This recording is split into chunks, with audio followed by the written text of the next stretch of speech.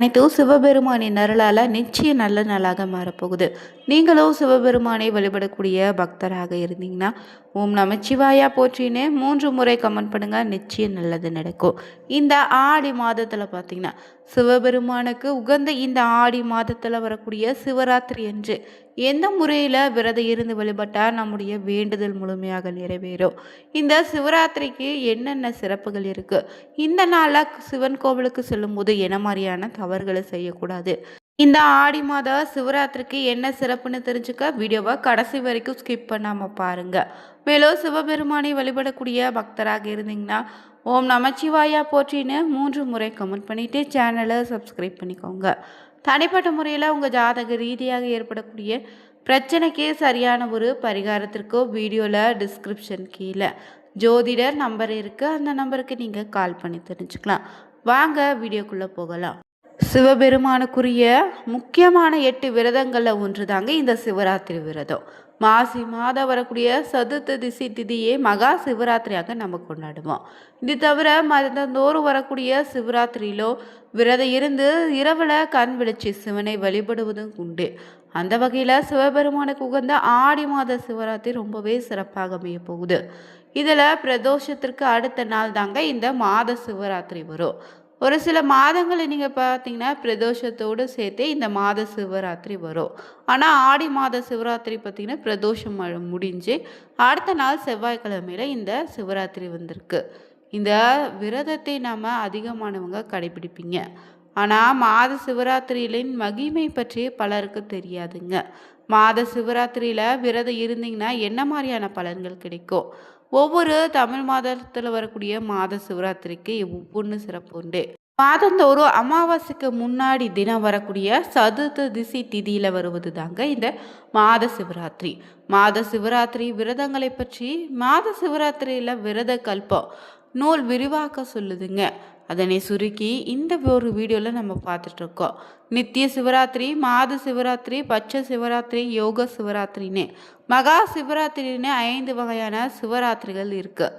ஒவ்வொரு மாதமும் தேய்பிரை சதுர்த்ததிசி இரவு மாத சிவராத்திரி வரும். சிவனடியார் பலருமே இந்த சிவராத்திரியும் மாதந்தோறும் தவறாமல் கடைபிடித்து சிவபெருமானை வழிபடுவாங்க. விரதம் கடைபிடிக்கக்கூடிய நபர்கள் முதல் ஒரு நாள் ஒரு பொழுது உணவருந்தி சிவராத்திரி என்று உபவாசமாய் காலையில் குளிச்சு சிவ சிந்தனையோடு கண் விழித்திருந்து 4 யாம வழிபாடு செய்ய வேண்டுங்க. அடுத்த நாள் காலையில் தீர்த்தமாடி சுவாமி தரிசனம் செய்து அடியார்களுடன் உணவருந்தி விரதத்தை நிறைவு செய்ய வேண்டும். ஒவ்வொரு மாதமும் சிவராத்திரி வருவதோடு இந்த நாளில் சிவபெருமானை நீங்கள் வழிபடுவதன் மூலம் உங்கள் வாழ்க்கையில் இருக்கக்கூடிய அனைத்து விதமான கஷ்டங்களும் நீங்கிடுங்க. மேலும் இந்த மகா சிவராத்திரி என்று பார்த்திங்கன்னா சிவன்னு சொல்லுக்கு மங்களன்னு பொருள். சிவபெருமான் லிங்கமாக உருவெடுத்த தினமே சிவராத்திரின்னு சொல்லுவாங்க. நமச்சிவாய என்னும் மந்திரத்தை மனதில் நினைச்சு எந்த தீமையும் நெருங்காது. இந்த ஆடி மாத சிவராத்திரியினுடைய மகிமை என்று சிவபெருமான் நந்திக்கு சொல்லியிருக்காரு. நந்தி மற்றவர்களுக்கு சொன்னதாக புராணங்களும் இருக்குதுங்க. இந்த மாத சிவராத்திரியானது தேய்பிரை சதுர்த்தசி இரவு கொண்டாடுவோம். இந்த ஆடி மாத சிவராத்திரினால சிவபக்தர்கள் நீங்களும் விரதம் இருந்து சிவாலயம் சென்று இரவு கண் விழித்து எம்பெருமானை வழிபட்டிங்கன்னா நிச்சயம் நல்லது நடக்கும். மேலும் சிவனை இந்த நாளில் அதிகாலை வணங்கினா நோய்கள் தீருங்க. பகலில் வணங்கினீங்கன்னா விருப்பங்கள் அனைத்து நிறைவேறும். இரவில் வணங்கினீங்கன்னா மோட்சம் கிடைக்கும். சிவராத்திரி தினத்தில் நீங்கள் தியாகராஜர் பெயரில் ஈசன் வீற்றிருக்கும் தலங்களில் தரிசனம் செய்தாலே பாவங்களை இருந்து விடுபடுவீங்க. அது மட்டும் இல்லைங்க, திருவைக்காவோ ஈசனை சிவராத்திரி நாளில் வழிபட்டிங்கன்னா ஆயுள் பலம் அதிகரிக்கும். ஒரு வருடம் நீங்கள் சிவராத்திரி விரதம் இருந்தீங்கன்னா 100 அஸ்வமேத யாகம் செய்த பலனும் பல தடவை கங்காஸ்தானம் செய்த பலனும் நிச்சயம் உங்களுக்கு கிடைக்குங்க. இந்த சிவராத்திரி தினத்தில் மாலையில் சூரியன் மறைந்து இருக்கக்கூடிய மறுநாள் காலையில் சூரியன் உதயமாகும் வரை சிவபூஜை செய்பவங்களுக்கு எல்லா பாக்கியங்களும் வாழ்க்கையில் உண்டாகும். சிவராத்திரியில் நீங்களும் விரதம் இருந்து வழிபட்டு புத்திர தோஷம், திருமண தடை அனைத்திலிருந்து ஏற்படக்கூடிய துன்பங்களிலிருந்து நிச்சயம் விடுபடலாங்க. இந்த சிவராத்திரி வழிபாட்டில் 6 அம்சம் இருக்குது. அதில் ஒவ்வொன்றா பார்த்திங்கன்னா சிவலிங்கத்திற்கு அபிஷேகம் செய்யணும். இது ஆத்மாவை தூய்மைப்படுத்தக்கூடியதாக சொல்லுவாங்க. ரெண்டாவது, லிங்கத்திற்கு குங்குமம் அணிவித்தல் நல்லியல்பையும் நல்ல ஒரு பலனையும் தருங்க. மூன்றாவதாக பார்த்திங்கன்னா உணவை நெய்வேத்தியமாக படைத்து வழிபட்டிங்கன்னா நீண்ட ஆயுளையும் விருப்பங்கள் அனைத்தும் உங்களுக்கு நிறைவேறும். நான்காவதாக தீபமிட்டு வழிபடுவது செல்வத்தை தருங்க. ஐந்தாவது விஷயம் என்னென்னா எண்ணெய் விளக்கேற்றுதல் ஞான அடைதலை குறிக்குங்க.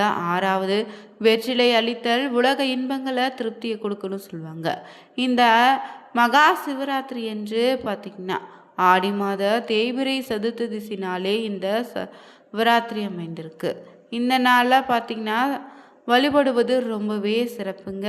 மேலும் இந்த சிவராத்திரியில் பார்த்திங்கன்னா மாதந்தோறும் ஒவ்வொரு சிவராத்திரிக்கு ஒவ்வொரு விதமான சிறப்பு உண்டு.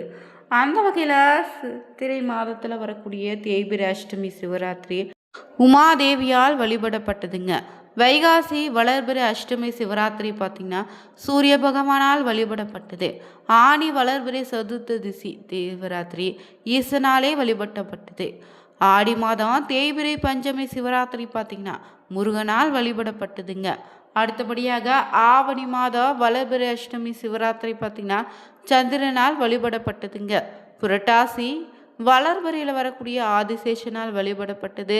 ஐப்பசி பார்த்திங்கன்னா வளர்பிறையில் இந்திரனால் வழிபடப்பட்டது. தவறாமல் இந்த ஆடி மாத சிவராத்திரி என்று நீங்களும் சிவ ஆலயத்துக்கு சென்று சிவனுக்கு வில்வ இலையால் அர்ச்சனை செய்து நெய் தீபம் ஏற்றி வழிபடுங்க. நல்லதே நடக்குங்க. மேலும் சிவன் கோவிலுக்கு செல்லும் போது என்ன மாதிரியான விஷயங்களை நம்ம செய்யணும் செய்யக்கூடாதுன்னு தெரிஞ்சுக்கணுங்க. ஏன்னா சிவன் அழிக்கும் கடவுள் என்பதால் பலருமே அவரை வழிபடுவது கிடையாது.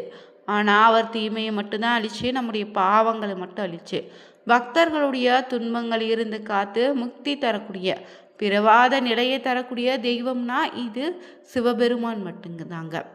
சிவ வழிபாட்டுக்கு நீங்கள் பயன்படுத்தக்கூடிய மந்திரங்கள், பூக்கள், சிவ அபிஷேகத்திற்காக பயன்படுத்தக்கூடிய பொருட்கள், சிவ விரதன்னு ஒவ்வொன்றுக்கும் ஒவ்வொரு விதமான பலன் இருக்குது. சிவன் கோவிலுக்கு வழிபடும் நேரத்திற்கும் கிழமைக்கும் ஒவ்வொரு விதமான பலனும் உண்டுங்க. இதெல்லாம் பார்த்தீங்கன்னா இந்த நாளில் சென்று சிவனை தரிசித்தா என்ன குறை தீருன்னு தெரிஞ்சுப்பது ரொம்ப நல்லது. பொதுவாகவே கோவிலுக்கு செல்வதற்கோ இறை வழிபாடு செய்வதற்கோ இறைவனை நாம் தியானம் செய்வதற்கோ இறைவனுடைய நாமத்தை கூட உச்சரிப்பதற்கு பார்த்திங்கன்னா எந்த ஒரு நேரம் காலம் கிடையாது. ஆனால் நம்ம செல்லக்கூடிய நேரம் காலம் இந்த திதி நட்சத்திரம் பொறுத்து நமக்கு கிடைக்கக்கூடிய பலன்களும் வேறுபடுங்க. அப்படி நீங்கள் சிவன் கோவிலுக்கு எந்த நேரத்தில் வழிபட்டிங்கன்னா எந்த நேரத்தில் தியானம் செய்தால் என்ன மாதிரியான பலன்கள் கிடைக்குன்னு தெரிஞ்சுக்கலாம்.